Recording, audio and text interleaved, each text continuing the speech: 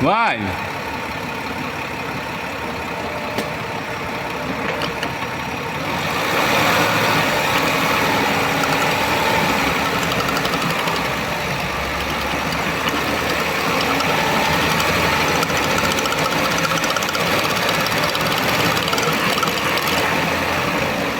Essa peça tá fazendo muito barulho, tá? Essa peça ali. E olha como o eixo ele treme.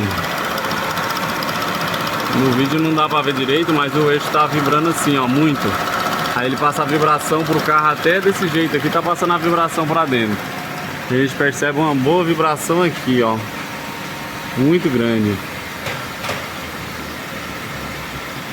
Parou!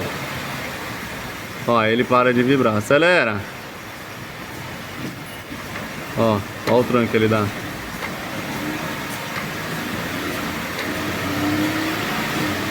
Ó, ele vibra só essa ponteira aqui quando ele recebe o giro aqui, que ele tá desproporcionado aí, ó.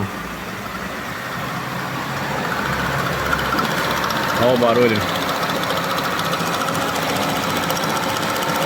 E lá dentro tá tudo um monte de terra, tá bem sujo.